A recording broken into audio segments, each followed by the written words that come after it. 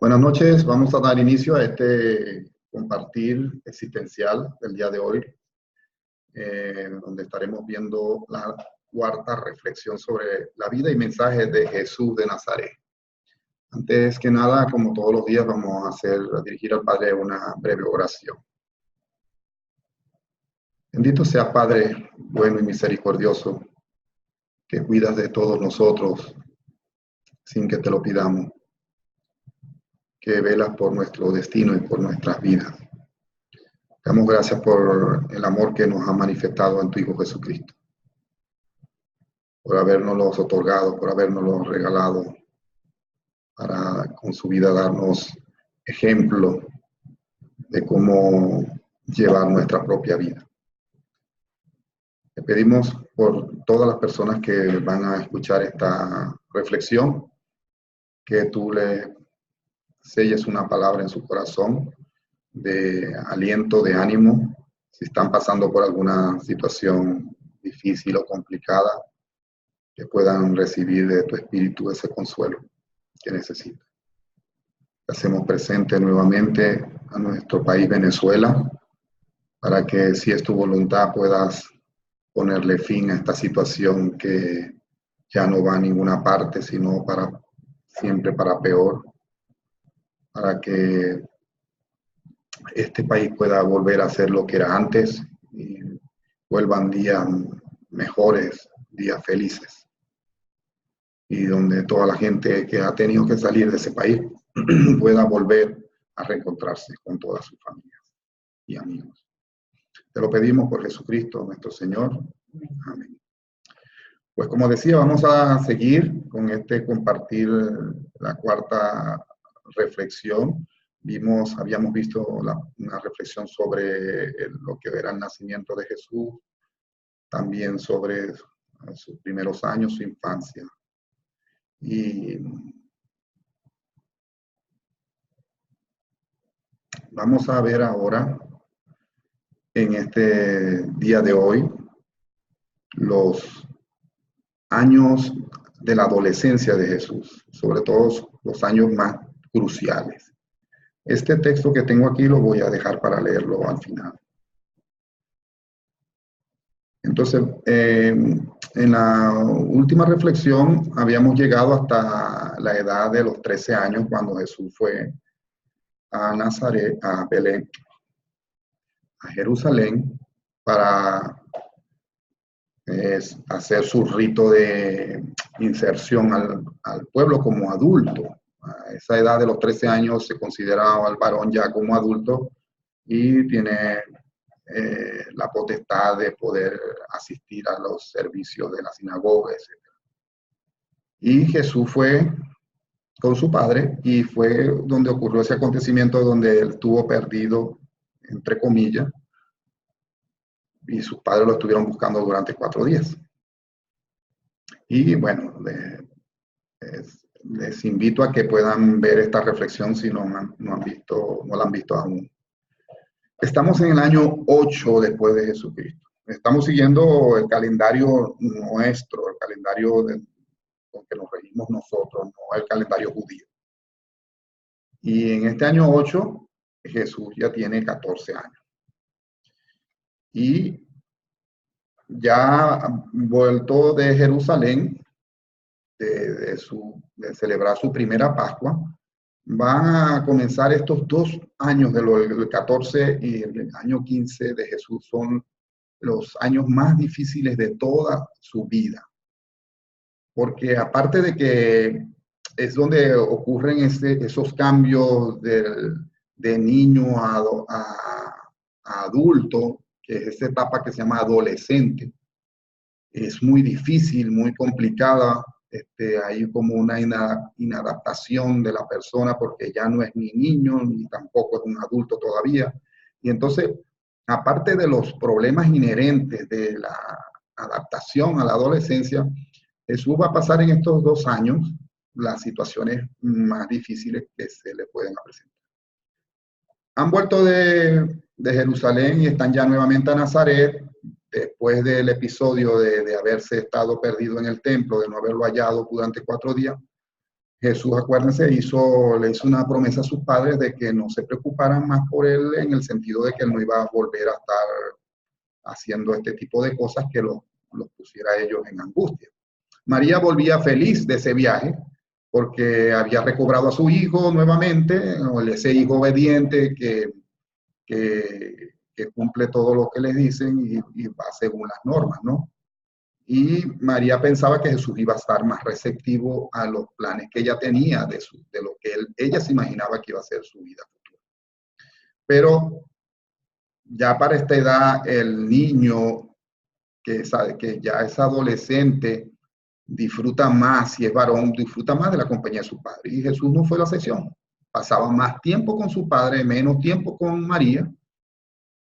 Y además que la actitud de Jesús de estar siempre en contemplación y hablando de que él tiene que dedicarse a los asuntos de su padre, hacía que sus padres terrenales, María y José, no lo comprendieran. Aunque lo amaban mucho, les era muy difícil tratar de comprender a este hijo. Jesús, por su parte, amaba mucho a su pueblo, al pueblo judío, donde se había crecido, donde había nacido y donde estaba creciendo, pero después de venir de Jerusalén empezó a tener un recto resentimiento sobre estos sacerdotes que están nombrados ahí por razones políticas, no por su honestidad ni mucho menos por su santidad, por todo lo que vio en el templo.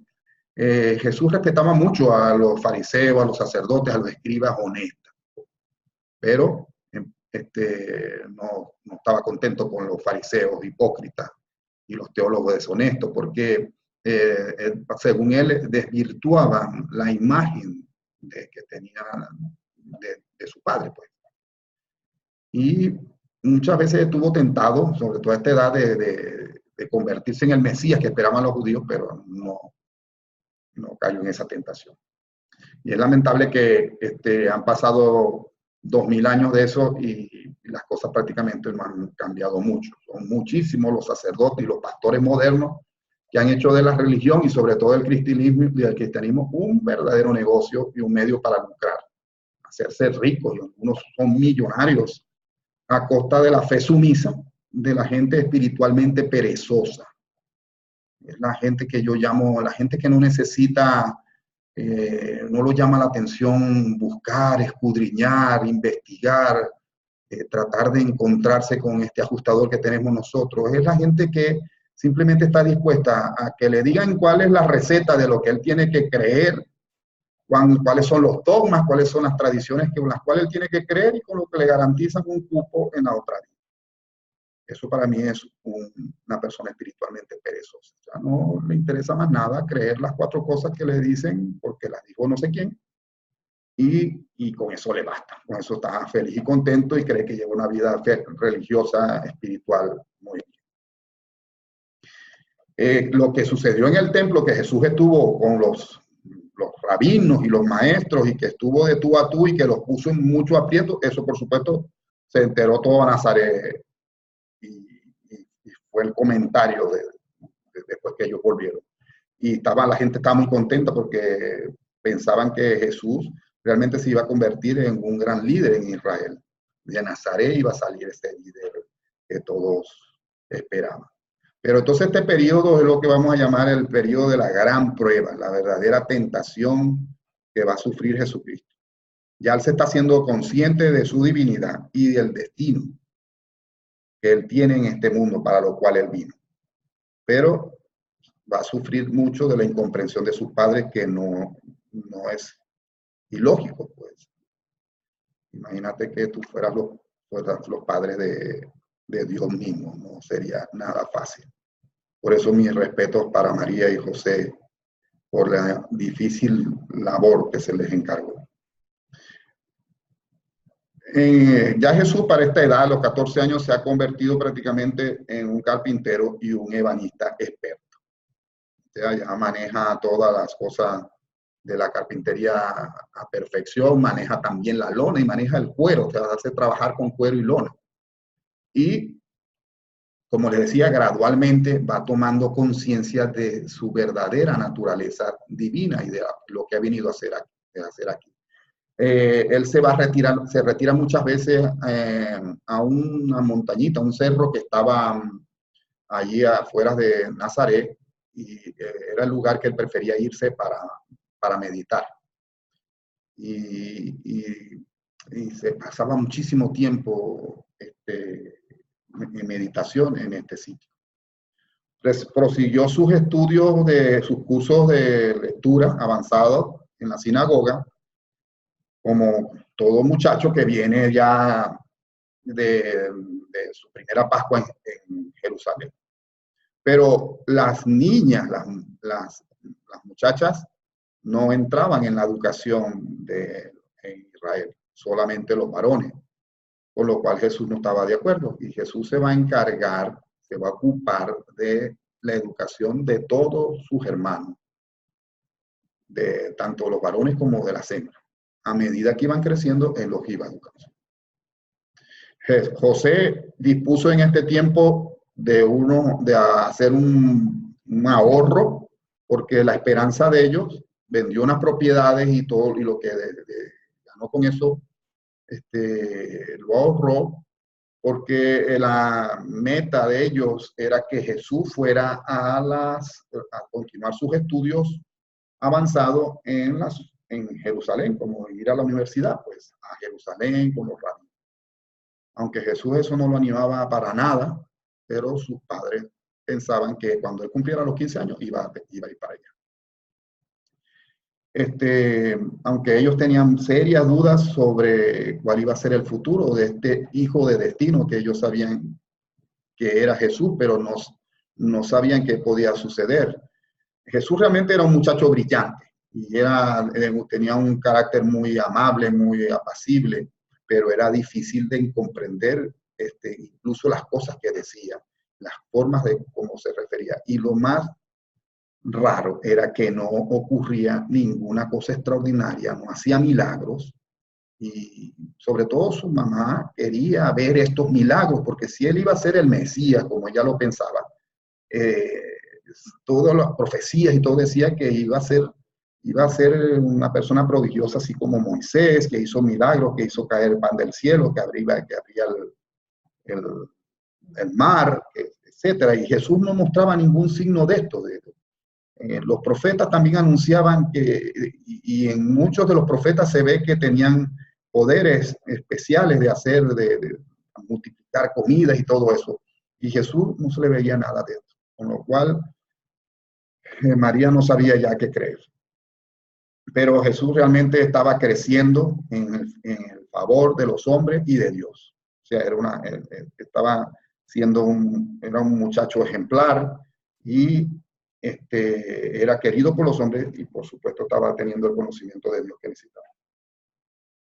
Las perspectivas de la familia eran muy buenas. Acuérdense que José era constructor y trabajaba, ya no era solamente un carpintero, el taller lo atendía Jesús ya.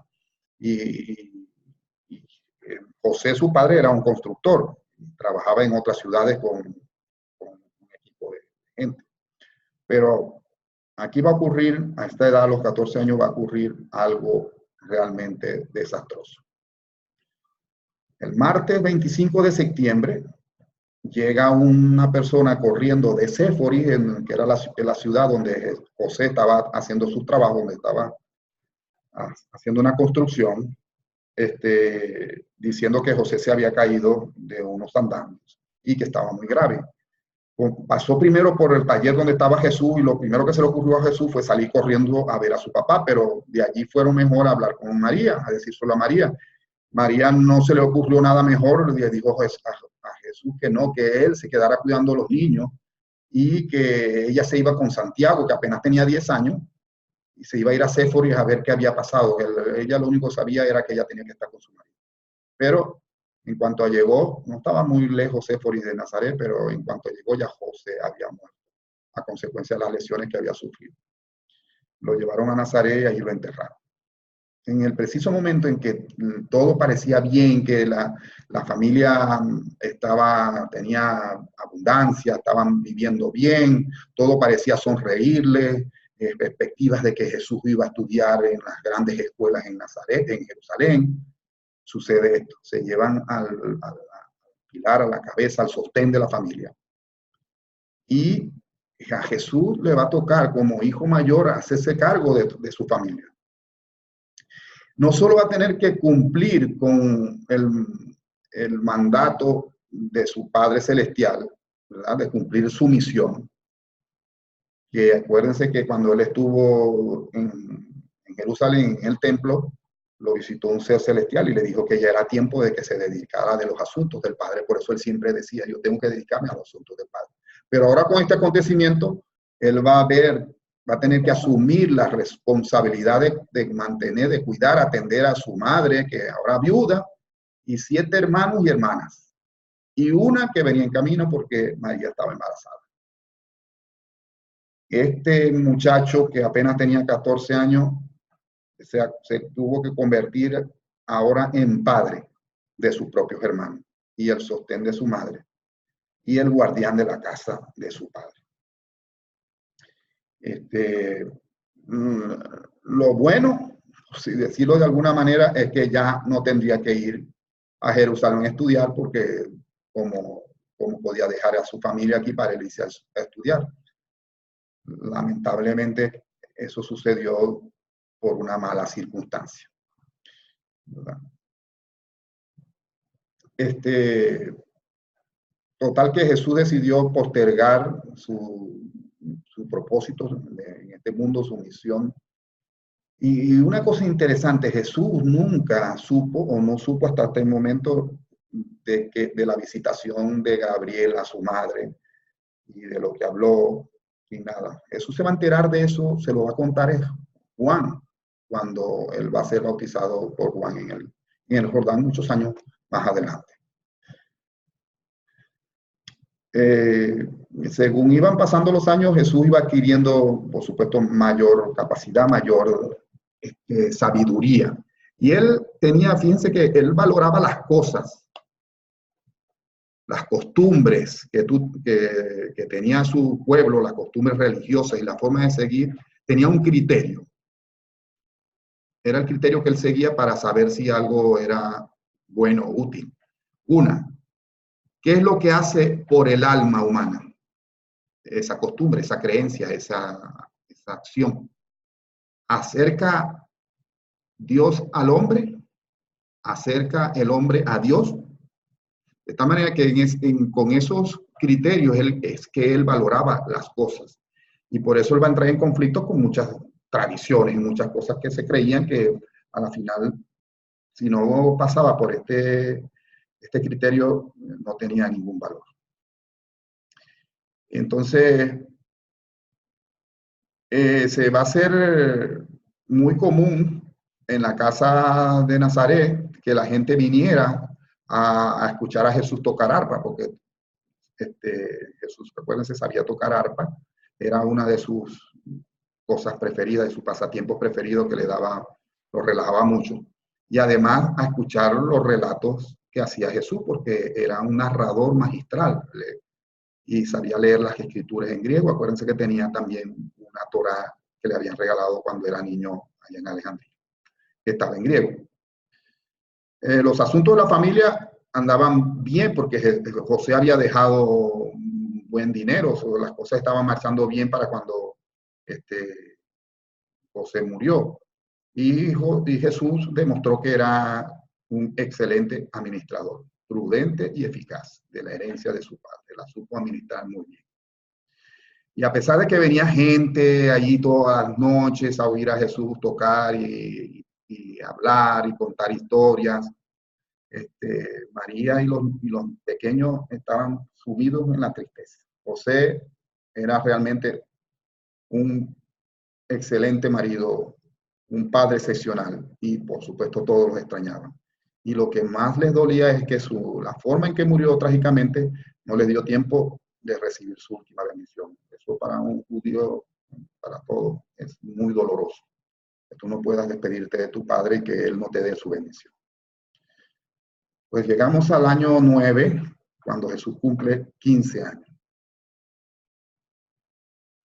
A finales ya de este año, prácticamente el dinero que había dejado, a pesar de que Jesús era muy administrador, empezaban a desaparecer los ahorros, porque falta esa fuente de ingresos tan grande que era José. Ahora depende solamente del trabajo que hace Jesús en la carpintería. Para el miércoles 17 de abril de este año 9, nació Ruth, porque no conoció a su padre José.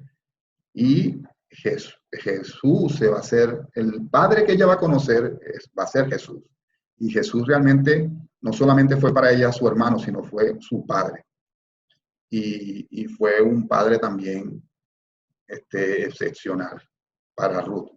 Ruth lo amó muchísimo a Jesús porque fue el padre que ella conoció. Durante este año Jesús va a componer una oración, que es la que conocemos, que es la que le va a enseñar después a sus apóstoles, que es la que nosotros conocemos como el Padre Nuestro.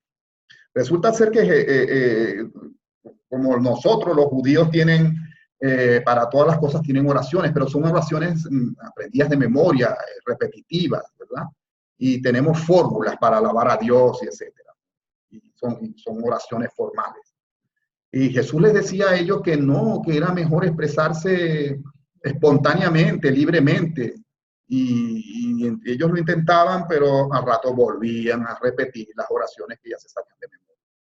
Entonces, Jesús, para estimularlos, les enseñaba cómo hacer una oración espontánea, cómo dirigirse a Dios espontáneamente de una forma más familiar.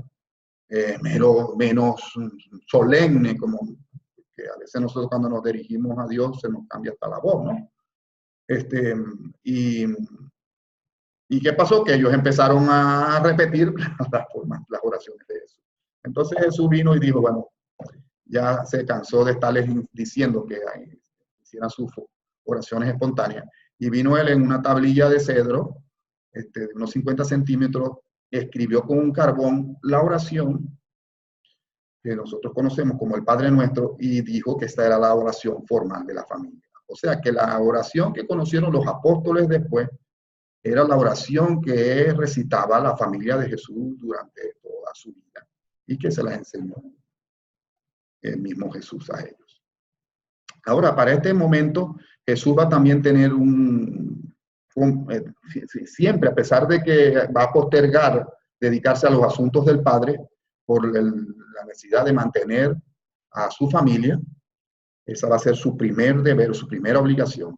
Pero ya pone a pensar qué va a hacer cuando él salga a la vida pública y qué va a hacer, cómo lo van a llamar la gente, con qué nombre lo van a... Él está convencido que él no es el Mesías que esperan los judíos.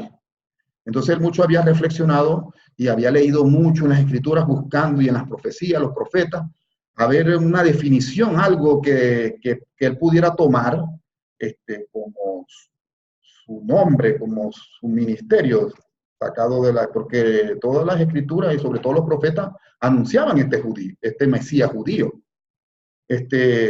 Y Jesús no sabía de qué manera Jesús no se veía primero manejando, gobernando ejércitos para derrocar y expulsar a la dominación extranjera de Palestina, a los romanos. Tampoco se veía como un rey sentado en el trono de David. Además, él también sentía que su misión como liberador espiritual no era únicamente para el pueblo judío, era para todo el mundo. Es más, no era solamente ni siquiera para nuestro planeta, era para todos los mundos que incluyen su vasto universo. Entonces él buscaba las escrituras y no conseguía un nombre que lo pudiera revisar. Y entonces consiguió un libro apocalíptico, que estaba metido entre los libros apócrifos, y lo consiguió en la sinagoga, en la biblioteca de la sinagoga de Nazaret, que se llama un manuscrito, se llama el libro de Enoc. Y ahí leyendo, escudriñando en ese libro, leyó algo que fue un pasaje que fue el que le impresionó más y como que le era lo más cercano a lo que él veía como su misión. Y Enoc hablaba de un hijo del hombre. Dice que habría en la tierra un hijo del hombre que descendió a la tierra para salvar a la humanidad y que antes de venir a la tierra había caminado en los atrios celestiales junto a su Padre, al Padre de todos, a Dios, y que había abandonado su majestad y la gloria que tenía ya en su reino para descender a la tierra y proclamar la salvación a los mortales. Entonces, ahí ese pasaje que Jesús lo releyó muchísimas veces, fue lo que le pareció más acorde con lo que sería su ministerio. Y por eso Jesús, cuando haga su vida pública, él se va a hacer llamar el Hijo del Hombre. Daniel, el profeta Daniel, también habla de un Hijo del Hombre, pero no tiene nada que ver con eso. O sea, Jesús no tomó su nombre de eso, lo tomó del libro de Enoc por esto. Y por eso él decidió adoptar ese nombre para su misión.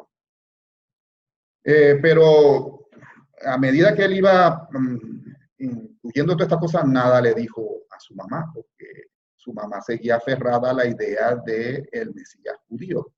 No es que su mamá era normal, es que ese era el sentimiento de todo este pueblo. Un pueblo que ha estado dominado por muchos. Después que volvieron del exilio de Babilonia, fueron dominados por los griegos y ahora están dominados por los romanos. O sea, prácticamente no conocen la libertad. Y lo que más añora este pueblo es que venga un nuevo Moisés que los libere. Y están esperando este Mesías liberador, donde ellos puedan ser otra vez una nación. Este Mesías que será un maestro, un sacerdote, un rey. Pero Jesús no se ve nunca en esta forma. Y este Mesías es el que espera su mamá, que Jesús se convierta.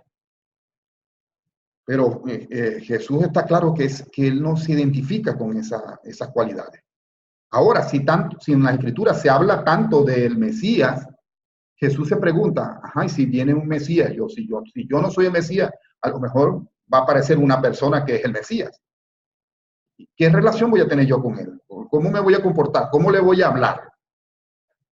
O sea, todas estas cosas se preguntaba Jesús allí cepillando madera, ganándose el día, la vida en su taller de carpintería. Los fondos cada vez bajaban menos, disminuyen y empiezan a ajustarse el cinturón, como decía. Y como repito, su madre y sus hermanos les va a costar mucho comprender todas las cosas o las ideas que ponía Jesús. No entienden esa forma, ni siquiera esa forma de expresarse de Dios como su Padre. Como ya Jesús es un adulto, ahora le va a tocar hacer su primer sermón en la sinagoga de Nazaret, que es la sinagoga donde él vive, y a la edad adulta ya se le permite. Él antes podía hacer las lecturas, leía porque es muy buen lector, pero ahora puede oficiar, hacer el servicio de la sinagoga. Y el chazán, que es el maestro, lo que vendría a ser como el pastor o el sacerdote, como ustedes lo quieran llamar, el que dirige la sinagoga, para el cumpleaños 15 de Jesús, le dice que él va a oficiar. Y Jesús se congrega todo el pueblo y Jesús va a leer, va a buscar del profeta Isaías y va a hacer este escrito que, si se acuerdan en reflexiones anteriores, decíamos que cuando él empezó a estudiar, ellos tenían que escoger un escrito que fuera como su emblema, y ese mismo escrito es el que va a leer él por primera vez aquí en su primer sermón en la sinagoga de Nazaret, y que después, cuando ya en su vida pública, cuando vuelva a Nazaret, lo va a volver a leer. Acuérdese, porque explicita muy bien lo que es la misión de Jesús. y dice más o menos, el Espíritu del Señor Dios está sobre mí porque me ungió el Señor, me ha enviado a predicar buenas nuevas a los abatidos, a vendar a los corazones, a los quebrantados de corazón, a publicar la libertad a los cautivos y a los presos espirituales, apertura de la cárcel, a proclamar el año de la buena voluntad de Dios y el día de la venganza del Dios nuestro, a consolar a todos los enlutados, a darle belleza en lugar de ceniza, óleo de gozo en lugar de luto, canto de alabanza en vez de espíritu angustiado, y serán llamados árboles de justicia, plantío del Señor para gloria suya. Buscad lo bueno y no lo malo, para que viváis, porque así el Señor, el Dios de los ejércitos, estará con vosotros. Aborreced el mal y amad el bien, establecer el juicio en la puerta. Quizás el Señor Dios tendrá piedad del remanente de José. Lavaos y limpiaos, quitad la iniquidad de vuestras obras de delante de mis ojos. Dejad de hacer lo malo y aprended a hacer el bien. Buscad el juicio, rectitud al agraviado, haced justicia al huérfano, amparad a la viuda. ¿Con qué me presentaré al Señor e inclinaré ante el Señor de toda la tierra? ¿Me presentaré ante Él con holocausto, con becerros de un año? ¿Se agradará al Señor de millares de carneros, decenas de millares de ovejas o con ríos de aceite? ¿Daré mi primogénito por mi rebelión, el fruto de mis entrañas por el pecado de mi alma? No, porque el Señor nos ha mostrado, oh hombre, lo que es bueno. ¿Y qué pide el Señor de ti? Solamente hacer justicia, amar misericordia y caminar humildemente con tu Dios. ¿A quién pues haréis semejante a Dios que está sentado sobre el círculo de la tierra? Levantad en alto vuestros ojos y mirad quién creó todos estos mundos, quién saca y cuenta su ejército, a todos llama por su nombre. Él hace todas estas cosas por la grandeza de su poder y porque es poderoso. Ninguna faltará. Él da fuerza, esfuerzo al cansado y multiplica la fuerza al que no tiene ninguna. No temas porque yo estoy contigo. No desmayes porque yo soy tu Dios. Te esfuerzo y te ayudaré. Sí, te sustentaré con la diestra de mi justicia, porque yo soy el Señor tu Dios. Y te sostiene de tu mano derecha y te dice, no temas, yo te ayudo. Pues Jesús oyó y leyó, proclamó, mejor dicho, porque esto no se lee, se proclama de una manera muy solemne y toda la gente se fue de su casa maravillado de cómo esta voz tan apremiante, tan sincera, que como que les decía, esto es lo que tenemos que hacer, que hablaba con toda autoridad.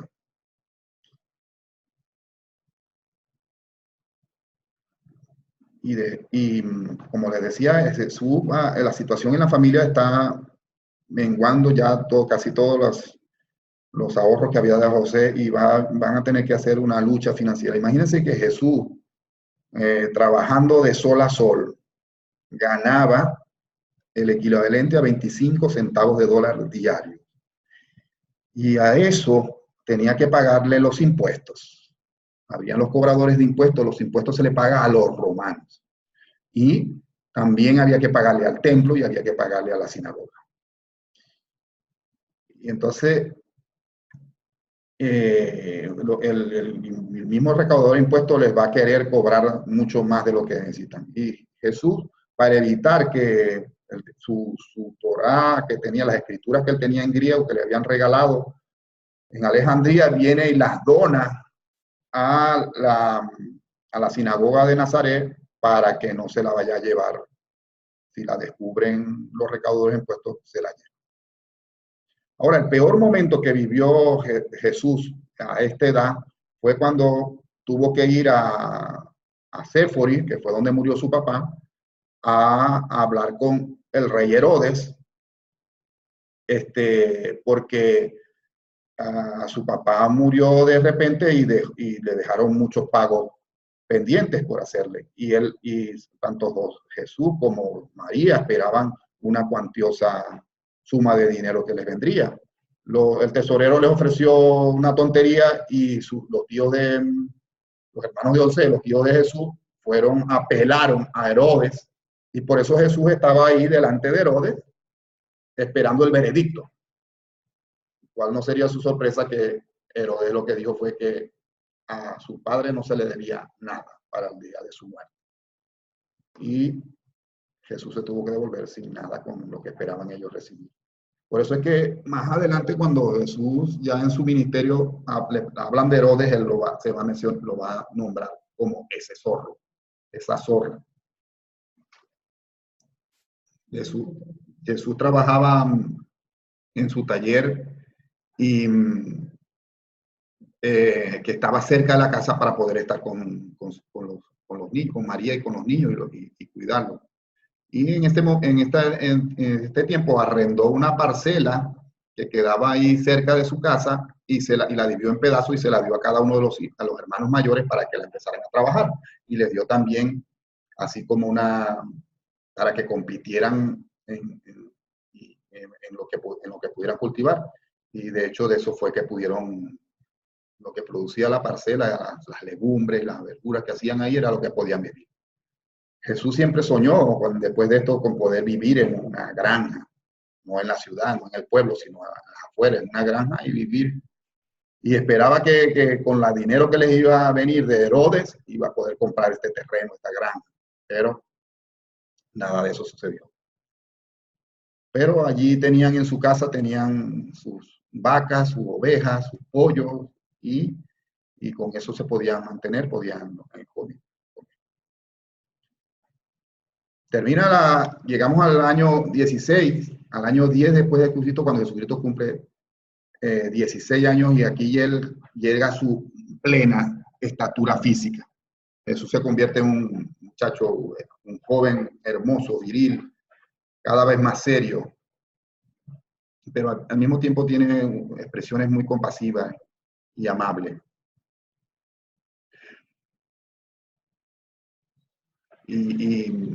Y aparte de tener todos estos conflictos que él está sufriendo, porque no puede llevar a cabo su propósito, tiene que hacerse cargo de una familia numerosa y postergar todo lo que era.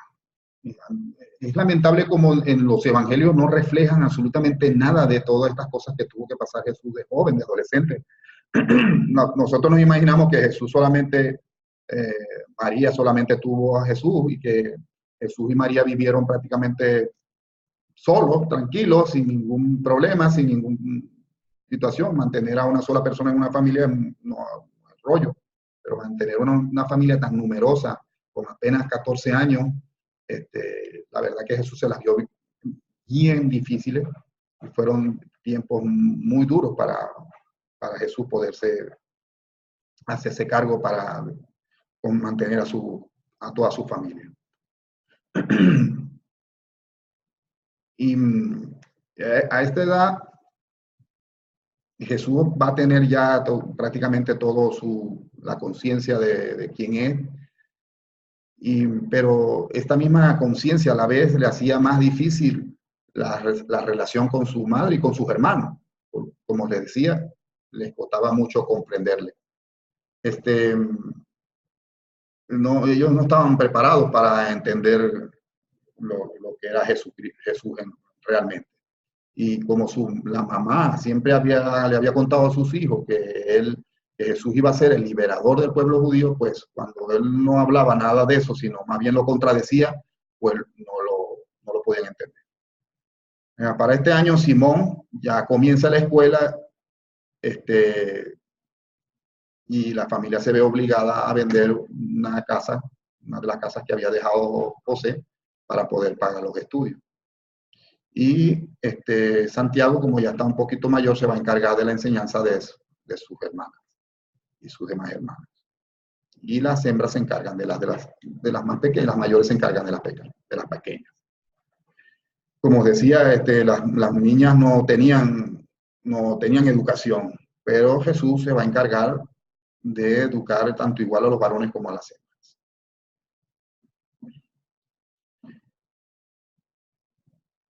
Ya para este tiempo ya Jesús está decidido a que cuando él pueda delegar en sus hermanos hacerse cargo de la familia, él se va a dedicar a ser un maestro de la verdad y revelador del Padre Celestial. No está claro que él no se va a convertir en el Mesías que esperan los judíos. Y, por supuesto, decidió que no valía la pena hablar de estos asuntos con su mamá porque no llegaban a ningún acuerdo y simplemente ni la contradecía ni nada, simplemente la dejó que ella siguiera creyendo que lo que quisiera sobre él. Pese a la juventud de Jesús, que apenas tenía 16 años, él fue realmente un verdadero padre para su familia. Y si bien, repito, María le costaba mucho comprender a Jesús, y eso no le pasa a María, nos pasa también a nosotros cuando, y es lo que le va a pasar a los apóstoles, cuando ya nosotros tenemos una idea prefijada, nos cuesta mucho mudar a la verdad porque no queremos soltarlo, nuestras creencias y sobre todo nuestros anhelos, lo que nosotros deseamos, y aunque veamos otra cosa, no la podemos aceptar. Entonces, María, aunque le costaba comprender mucho a su hijo, lo amaba, por supuesto, y estaba llena de admiración y gratitud por la actitud que había tomado de hacerse cargo y hacerse responsable del hogar. Más bien le daba dolor verlo cómo se sacrificaba todo un día de sol a sol trabajando en el taller para poder mantener la familia. Y llegamos al año 11 después de Cristo, cuando Jesús tiene ya sus 17 años. Aquí, en este momento, empiezan a aparecer en Nazaret un movimiento de rebelión contra el pago de los impuestos a Roma, porque los cobradores de impuestos son, en todas partes, pues, o sea, no solamente cobran lo que es, sino cobran de más. Entonces, este partido que empiezan a ser de rebelde, medio, hoy serían como terroristas, se conoció como el Partido de los Celotes. Y esto nace en Jerusalén, pero vienen a Nazaret a buscar reclutas, a buscar gente que se una al grupo. Los celotes, a diferencia de los fariseos que pensaban que Dios era el que iba a liberar al pueblo, los celotes dicen que no. Que las cosas hay que, si uno no las hace, Dios no las va a hacer por ti, que tú tienes que hacer lo que te toca hacer. Entonces ellos estaban dispuestos a la lucha armada y ellos van a empezar a hacer este tipo de terroristas, sobre todo contra los soldados romanos y todas las posesiones romanas en lucha de esto. Entonces vienen los dirigentes a Nazaret y, por supuesto, Jesús es famoso en su ciudad, en su pueblo, y van a hablar con Jesús para que se incorpore al partido. María, por supuesto, o sea, un celote, un guerrero, un soldado, eso es lo más cercano al Mesías. Y María indujo mucho a Jesús a que se metiera en el partido que era, pero Jesús no quiso. Simón, un tío de Jesús, que era un hermano de María, se convirtió en oficial de la división de Galilea y de este grupo. Y eso produjo un distanciamiento entre Jesús y su tío por muchos años. Ahora, cuando Jesús se rehusó, él escuchó todos los argumentos y todas las cosas. Y eso es muy difícil para un muchacho porque están metidas las cosas, no solamente es la política, es la religión también lo que está metido, y más cuando tiene que ver con los derechos del pueblo y todo de libertad que pregona. Entonces, el que Jesús se rehusara hizo que el pueblo se dividiera, la ciudad se dividiera, los jóvenes se dividieran. Muchos jóvenes, al ver que Jesús no entró, ellos tampoco entraron. Jesús se excusó por de pertenecer al partido de sus pesadas obligaciones familiares, de lo que tenía. Pero había un judío rico, se llamaba Isaac, que él dijo que él propuso mantener a la familia de Jesús, a toda su familia, a su madre y a sus hermanos, con tal de que Jesús se uniera al partido. Y el dilema de Jesús se puso más difícil porque tanto su madre, su tío Simón y su hermano Santiago le instaban a que se metiera a abrazar esta causa nacionalista. y que no se preocupara por ellos, que ellos saldrían adelante sin él. Solamente el chazán, el maestro del pueblo, de la sinagoga, asesoró a Jesús de cómo responder al consejo de ciudadanos de Nazaret cuando vinieran a pedirle la decisión definitiva. Y fue algo que ayudó mucho a Jesús, porque Jesús, aunque habían este hombre rico que se podía hacer cargo de la familia y prácticamente estaba resuelto el pretexto que puso Jesús, Jesús muy sabiamente, ayudando por el consejo del chazán, dijo que su primer deber era con su familia, con su mamá viuda y con sus 8 hermanos y hermanas, y que necesitaban algo más que lo que pudiera comprar el dinero,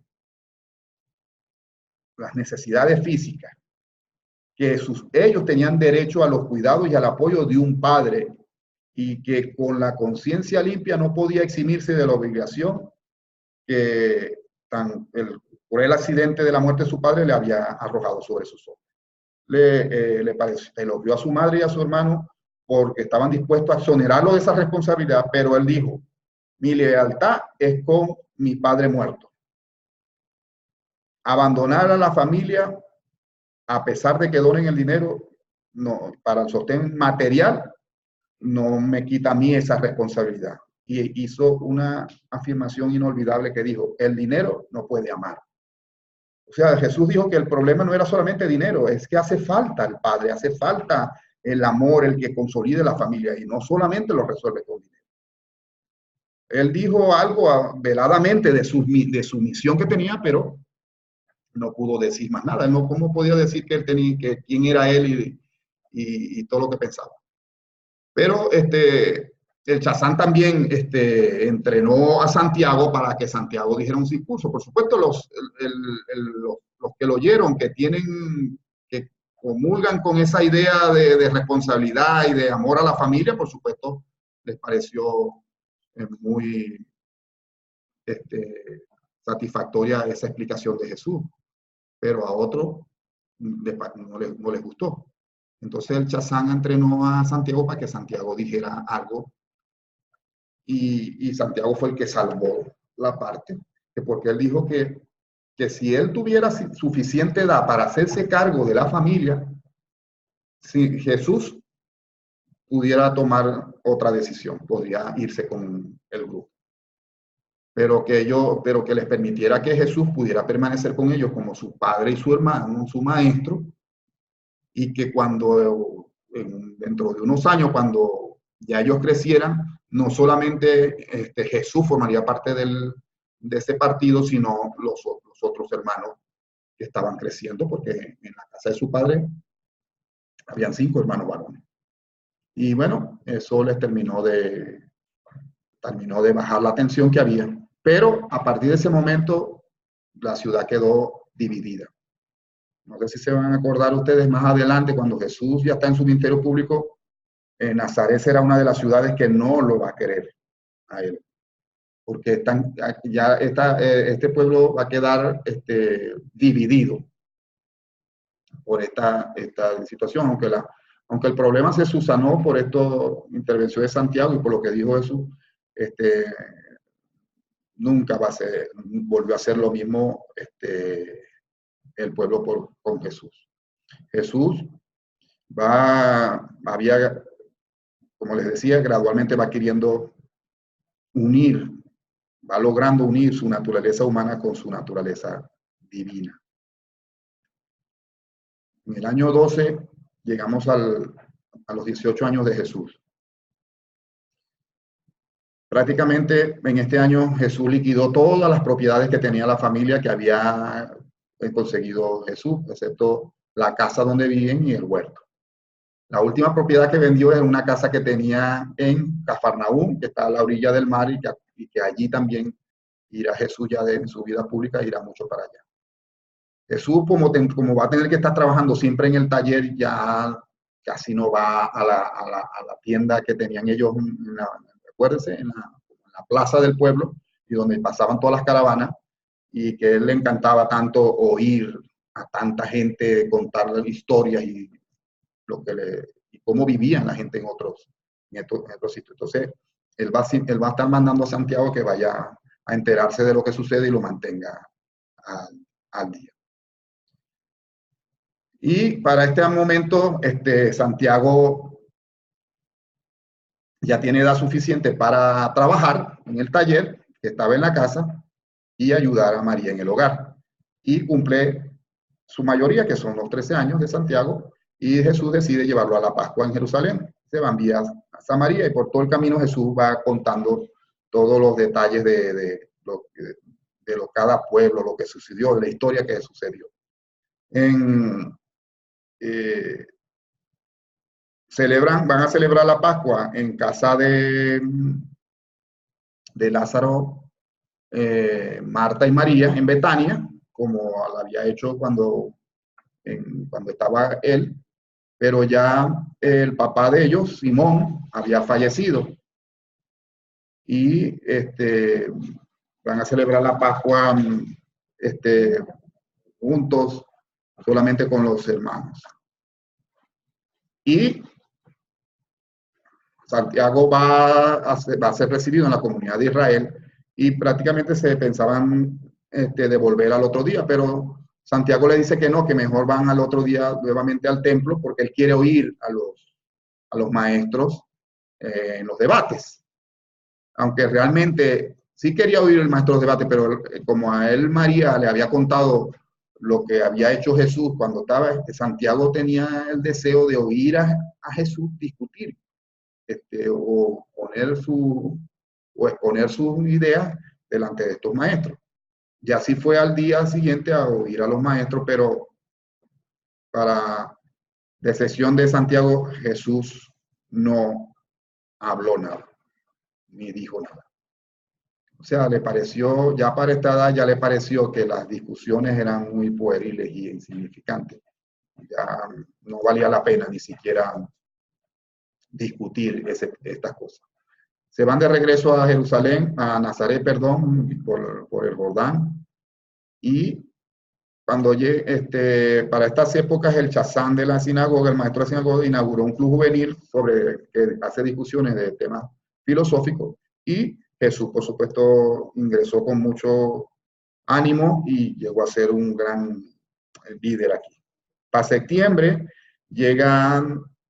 visitan a la familia Elizabeth y Juan. Puede ser que Elizabeth es una prima lejana de María y Juan es supuestamente el precursor de este Mesías, de Jesús. María y Elizabeth están hablan siempre de sus hijos, de lo que van a ser sus hijos y de que y piensan que deberían estar juntos. Jesús y Juan hablan de muchas cosas. Juan se maravilla de todo, cómo Jesús se ha hecho cargo de su familia. También Zacarías, el papá de Juan, había muerto y Juan ve que lo que ha hecho Jesús de hacerse cargo de toda su familia y él decide hacer lo mismo, ponerse a trabajar y hacerse cargo de su madre. Y ellos acuerdan que no se van a volver a ver hasta que sean adultos y el padre les dé una solución, les diga qué es lo que tienen que hacer, cómo van a hacer ellos su ministerio y cómo van hasta que no vuelvan a saber cuáles realmente reciban el llamado del Padre Celestial y decidan qué es lo que van a hacer. Y de hecho no se van a volver a ver más nunca hasta que Jesús va al río Jordán para ser bautizado por Juan. El sábado 3 de diciembre fue otra fecha durísima. Amós, que era el hermanito menor, después de una semana con fiebres, murió. Y eso fue algo muy duro y muy doloroso, más sobre todo otra vez para María y para sus demás hermanos. Y Jesús tuvo que ser otra vez el único consuelo y sostén tan emocional de su madre y de sus hermanos. Y por eso María va a asumir siempre una actitud de tristeza, de melancolía, por la pérdida de su marido y ahora por la pérdida de un hijo. Dicen que el dolor más grande que puede sufrir una madre es perder un hijo. Pues imagina a Jesús no solamente siendo el padre de toda su familia, sino teniendo que consolar a su madre y a sus hermanos. Pero Jesús tenía eso, tenía un optimismo práctico y era su alegría, su optimismo era contagioso. Y por eso cuando llegaba siempre lograba animarlos a todos, alegrarlos, a todos eso. Durante estos últimos años, el nivel de la familia había ya declinado paulatinamente y estaban bastante precarios. Llegamos al año 13, al año 19 de eso. Jesús ya se lleva mejor con su madre, pues María lo consideraba más un padre que un hijo, más un padre para sus hijos que como su hijo. Y como casi no hablaban ya del propósito de Jesús, de su misión y todo, pues se lleva mucho mejor. Jesús en este momento, como él se dedica a la educación de los niños, de sus hermanos, utiliza un método que es lo que llama la estimulación positiva para hacer el bien, en vez del método judío de prohibición del mal. Si ustedes se ponen a ver los mandamientos, todos los mandamientos son de prohibición del mal. No matarás, no adulterarás, no tomarás el nombre de Dios en vano, no tomarás lo de los bienes de tu prójimo. Todo es no, no, no. Entonces Jesús decía que cuando tú le haces énfasis al mal, lo que lo haces es ponerlo más grande. Entonces él utiliza lo contrario, lo que llama la estimulación positiva, o sea, hace el bien por el bien. Haz esto, hazlo porque lo tienes que hacer, porque es lo mejor, porque es lo que resulta, en vez de inculcarle prohibición. Y por eso la justicia y la forma de educar a Jesús y de disciplinarlo, o sea, fue sin trauma para sus hermanos. Y se llevó muy bien con todos sus hermanos.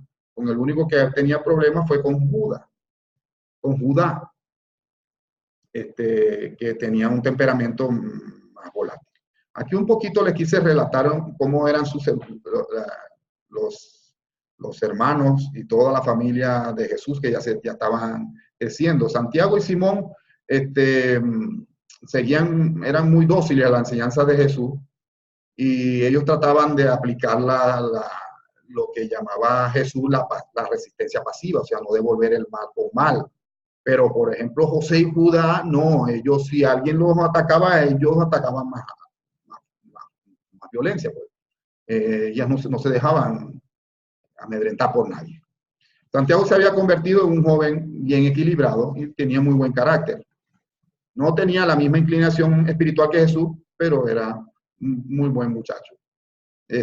Fue mejor estudiante que José, que todavía era menos espiritual, pero era un gran trabajador. José trabajaba mucho, pero le faltaban más nivel que los niños normales. Y Simón era un muchacho bien intencionado, pero excesivamente soñador.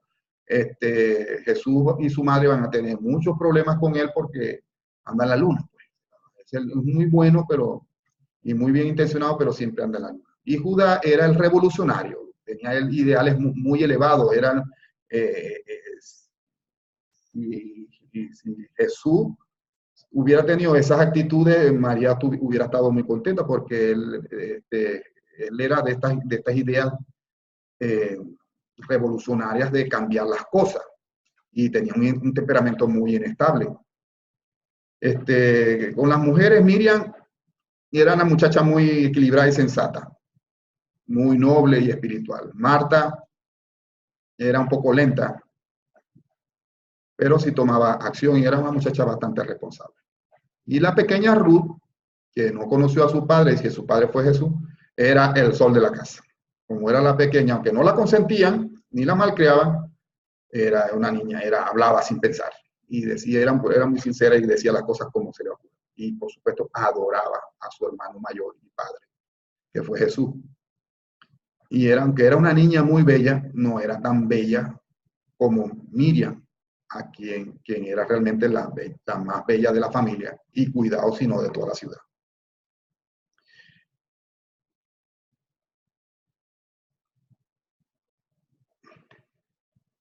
en esta edad le toca a Jesús a enfrentarse a un conflicto muy grande. Rebeca, la hija de Esdras, un judío rico, Jesús, a pesar de que era pobre, ¿verdad? Tenía un atractivo físico muy grande y todo el mundo lo respetaba. Y aunque no tuviera dinero, todo el mundo lo respetaba, sobre todo, y era de muy atractivo no solamente a las mujeres, a los hombres, como será en su vida pública, los hombres y las mujeres lo van a amar a él sin esperar nada a cambio. Pero Rebeca, hija de un rico mercader de Nazaret, le dice que está enamorada de Jesús, empieza a gustar a Jesús. Y viene y se lo dice a Miriam, y Miriam se lo cuenta a su mamá, y la mamá pega el grito al cielo porque ¿cómo es posible si Jesús se casa ahorita, que ahora quién va a quedar de sostén de la familia? Y además, si la misión de Jesús, ¿cómo va a ser con una mujer, etcétera? Y entonces deciden contarle a Rebeca todo, la historia de que él es un hijo de promesa y que va a llegar a ser un gran líder en Israel, para tratar de que Rebeca desista. Y resulta que todo lo contrario. Ella ve que si Jesús va a ser un gran líder y un hijo de promesa, pues lo mejor para él es que tenga una esposa fiel y hacendosa junto a él, que lo ayude, que lo apoye. Y cuando ella ve que la preocupación de María es por que Jesús es el sostén de su familia, le dice que no se preocupe porque su papá es rico y él no tiene ningún problema en cuidar a toda la familia. Pero al ver que tanto no logra adelantar nada con María y Miriam, decide decírselo directamente a Jesús. Y así su padre invita a Jesús a los 16 años de Rebeca, al cumpleaños. Y ahí van a hablar con él y les ponen los sentimientos. Primero habla el papá, diciendo que él la quiere para su hija. Y Jesús, después de escucharlo respetuosamente, claro, y Esdras le dice que se puede hacer cargo de la familia, que no se preocupe por eso, que a su familia no le pasa nada. Y dice él, no hay suma de dinero que pudiera rescatarme de la obligación personal que tengo con la familia de mi padre, de cumplir con el deber humano más sagrado, la lealtad de la propia carne y sangre de uno. El papá de Rebeca, al oír eso, dijo, se quedó maravillado de la forma de expresarse Jesús, del amor que tiene, de la devoción que le tiene a su familia, y se retiró de la entrevista y le comentó a su esposa, que también se llamaba María, le dice, no podemos tenerle como hijo, es demasiado noble para nosotros. Entonces se quedó Jesús solo con Rebeca, y Rebeca, un poco se extraña, en este caso es Rebeca la que le profesa su amor a Jesús, y después que le dice todo, Jesús va, o sea, con esta situación Jesús no se la había planteado nunca, porque él está dedicado a la familia, a su casa, y él nunca se había planteado hacer un matrimonio humano ni tener ninguna relación, pero tiene que pasar por lo que pasa todo joven. Y después de escuchar a Rebeca, le va a decir, aliviará mis penas y me consolará todos los días de mi vida. O sea, esto que me dijiste. Pero él dice que él no se siente libre de entrar en relación con ninguna mujer más allá de un afecto, de una amistad, pues. Primero por el deber que tiene con la familia de su padre de cuidarla y mantenerla. Y segundo, si es verdad que él es un hijo destino y que él va a tener un liderazgo, un propósito más adelante, que él no puede asumir obligaciones de por vida hasta que no llegue el momento de que ese destino se mantenga. Rebeca se desesperó tanto y quedó desconsolada por esta actitud de Jesús, que se fue, le hizo pedirle le insistió al papá de que se fueran de Nazaret, y hasta que lograron, se mudaron a Séforis. Y Rebeca, para todos los pretendientes, Rebeca aparte que era hermosísima, para todos los pretendientes que van a venir después a ofrecerle matrimonio, ella no va a aceptar ninguno. Simplemente ella se va a quedar esperando a que este maestro de la verdad salga para él el hombre más grande de todos los tiempos, que salga a su propósito y ella seguirlo. O sea, Rebeca se va a quedar soltera para toda la vida y va a seguir a Jesús. Cuando hace su vida pública, ella va a seguir a Jesús. Va a estar con Jesús cuando entra Jesús a Jerusalén el domingo de Ramos, y va a estar también junto a la cruz con María en ese fatídico día del Viernes Santo, que conocemos como Viernes Santo. Porque para Rebeca, Jesús va a ser el del amor total, el más grande entre 10.000. Y ya para finalizar, llegamos al año 14, los 20 años de Jesús, donde una cosa que me extrañaba a mí es cómo es posible que los evangelistas tampoco hayan hecho mención de esta mujer y de la actitud que tomó y cómo siguió a Jesús y cómo estuvo ella entre sus discípulos. Acuérdense que Jesús siempre no solamente andaba con hombres, sino tenía un grupo de mujeres discípulas también. Y en cambio han inventado cada historia de romances y de no sé qué cosas con María Magdalena, que ciertamente fue rescatada de la prostitución. Y lo cierto fue que Jesús en este momento decidió que él no iba a tener ninguna relación con ninguna mujer, que no se iba a casar ni iba a dejar descendencia. Jesús,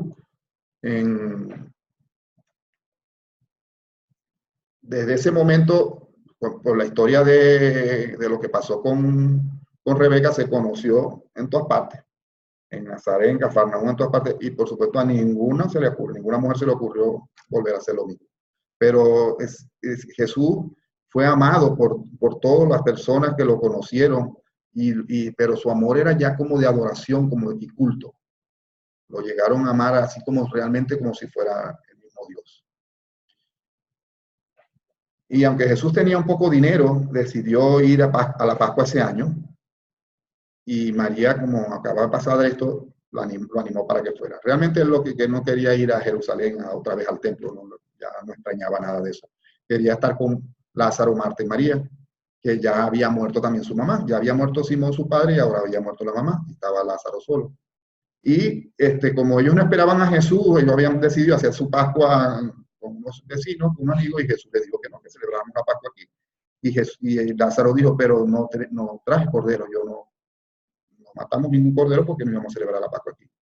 Y fue aquí donde Jesús tuvo la idea que siempre la había desde que vio aquella carnicería que se hacía en el templo para la Pascua, con todos los corderos que matan, hacer la fiesta de la Pascua sin cordero pascual.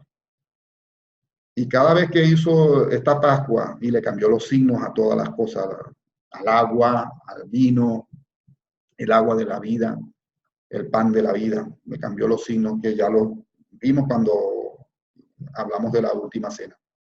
Y Jesús cada vez que fue a celebrar la Pascua con sus amigos, la celebraba sin cordero. Después que volvió a Nazaret, después de la Pascua, María tuvo una larga conversación con Jesús acerca del matrimonio, porque o sea, lo normal es que un joven se case. Y Jesús le dijo que hasta que no llegara su hora y comenzara la obra de su padre, él no tenía ninguna intención de casarse con nadie.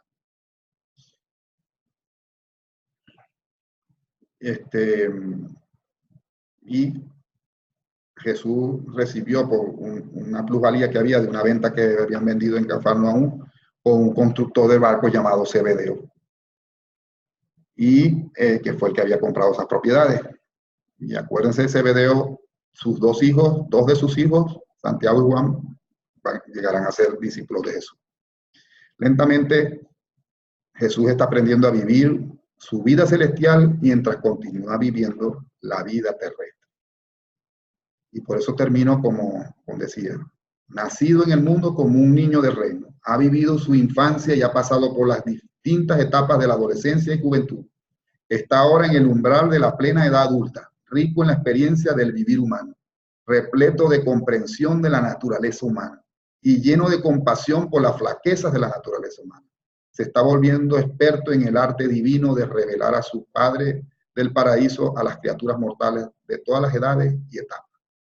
toda esta vida que ha llevado Jesús, y por eso lo repito, no entiendo por qué los evangelistas ninguno hizo mención de esto. Fue lo que formó a Jesús, lo capacitó a Jesús a conocer toda la naturaleza, el sufrimiento humano por el que pasa toda la gente, el niño, el joven, el adulto, y fue el que lo llenó a él de esa comprensión y de ese amor por todos los seres humanos. Hasta aquí nuestro compartir de hoy. Hoy nos pasamos un poquito de más, son muchos años resumido en muy poco tiempo. Pues espero que les haya servido, que les haya gustado estas cosas. Muchas personas, algunas personas me han comentado que a ellos no les hace falta saber más nada, que con lo que dicen los evangelios les es suficiente. Para mí realmente conocer todas estas cosas me ha dado a mí amar muchísimo más a Jesús, porque tú realmente amas a las personas cuando las conoces. De hecho, tú amas a tu familia porque vives con ellos. Si un muchacho no se crió con sus padres, con su papá, o no se crió con su mamá, la sangre no les da el amor. El amor te lo da la convivencia, el conocerte, el conocer cómo eres. Y por eso conocer lo que fue a grandes rasgos, porque he ido diciendo apenas breves detalles de lo que fue cada año de eso, de lo que fue creciendo Jesús y en comprender las cosas. Es muy valioso para conocer de dónde se formó todo. A lo mejor puede pensar alguno que a algunos les puede chocar todas las cosas que decimos de María, porque tenemos algunas ideas, como las tenía yo, sobre María. Y por eso hoy he querido ponerme delante de un cuadro que tengo de María con el niño.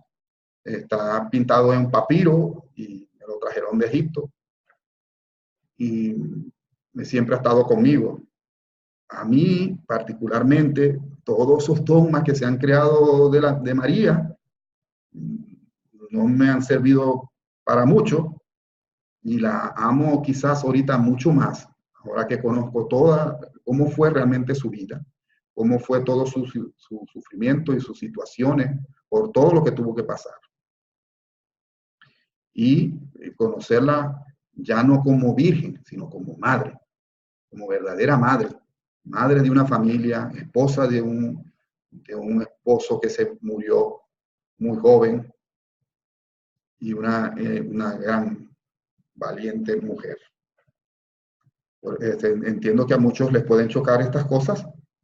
Yo recuerdo que cuando yo empecé a oír y a leer estos asuntos, precisamente por esas creencias, yo cerré todo. No quise creer en nada y lo cerré todo por 10 años. Después de 10 años, quiso Dios que lo retomara y ahora está muchísimo mejor. Pues gracias a todos los que asistieron, a los que están aquí. Y si no hay más, los quiero invitar para el próximo jueves a esta misma hora, donde vamos a continuar con estas reflexiones ahora ya en la edad adulta de Jesús. Nos vemos, que pasen un feliz fin de semana. Hasta luego. Gracias, Luis. Buenas noches. Sí, buenas noches. Muchas gracias. Excelente conferencia. Nos vemos en 28 días. Gracias, Alexa. Bye a todos. Bye, Luis.